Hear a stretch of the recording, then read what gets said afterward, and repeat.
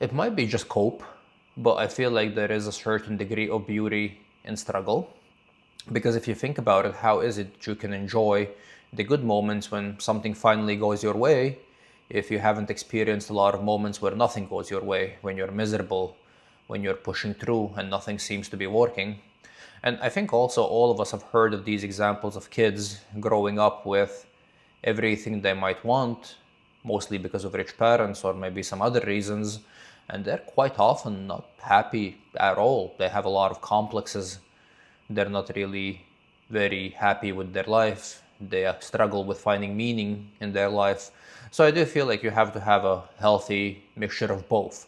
And I mean, obviously, if all you do is suck dick, that is not going to be a very good state to be in. But I also feel like you can't really always have everything that you want, because then nothing is really going to feel satisfying. I feel like you have to earn the moments where something actually goes your way, and the only good way to earn them is basically by going through a lot of moments where nothing goes your way when you're trying to achieve something and it's just not working.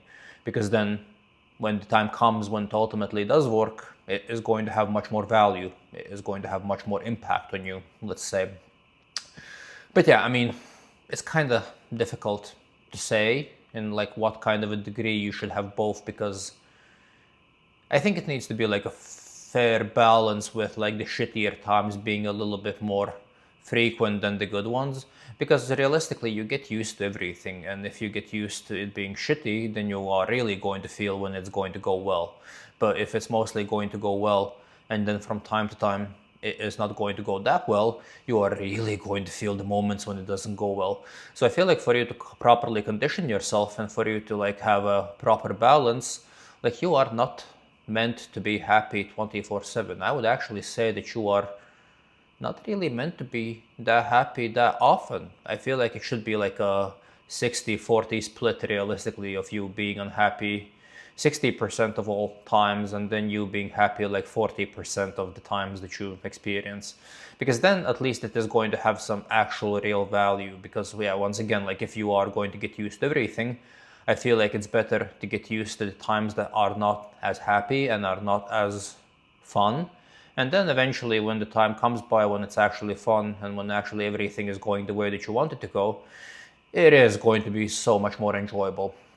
And I can also kind of basically say this out of my experience, because I mostly have times when I'm annoyed, and I mostly have times when nothing is really going the way that I want it to go. And it is quite often a day-to-day struggle of like me trying to do something, me not being necessarily overly successful with the things that I'm trying to do.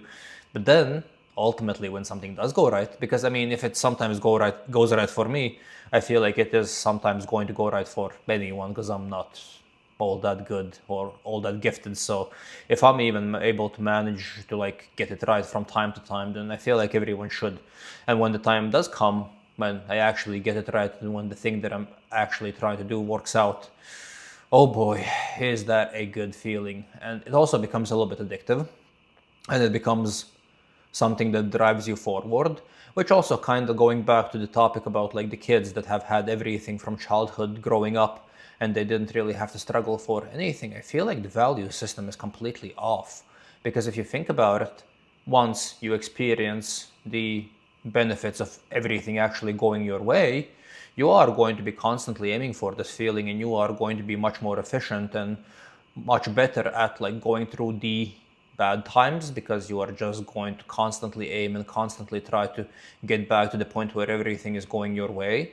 And then if you've never really had to struggle for anything, and if you're not really used to things not going your way, then you can't really be all that motivated if you really think about it. Because like, what is it there to be motivated about? Like, if you have everything exactly the way that you want it, then what is it there that you have to aim for? Like, what is it that you're trying to achieve?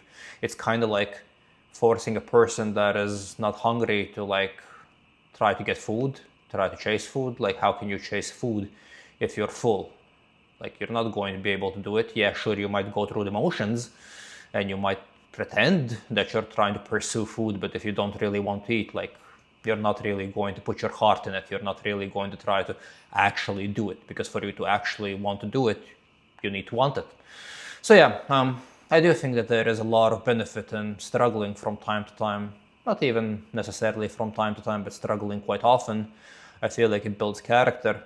And generally, if you are going to develop the skill of being able to push through the suck and develop the skill of being able to go through the miserable parts of your life, I feel like you're going to do quite well. I feel like that is going to be a good package for you to do well in life because, in my opinion, a lot of people fail and a lot of people crumble just because they're not able to deal with the stress of life and just because they're not able to keep on moving when life goes bad. Because for most people, at some point, it is going to be bad. It's not going to be always good and always cheerful. And then if you're kind of conditioned to go through these periods and be able to deal with these kind of things, I feel like you are going to do much better at life. Because in my mind, at least, and of course it's not as simple, and of course it's not going to be as straightforward, but whenever I see a homeless person, I mostly think that this is just a person that is not mentally capable of dealing with pressure and dealing with stress. And of course, it's like a very simplified version of it. And sure, it might be one of the factors, but I would assume that there are also quite a lot of different factors like addiction, education, and so on and so forth. But I generally feel like if this person would have had like the mental fortitude to just keep on going when it's needed, I feel like the person would have done much better in life in general. And once again, maybe he would have ended up in the same situation anyways because of other factors. But I feel like you being able to push through and you being able to move forward when you really don't want to move forward is going to be a very valuable skill to have. So yeah, that is it for today. Thank you guys for watching the video, and I'll see you guys in the next one.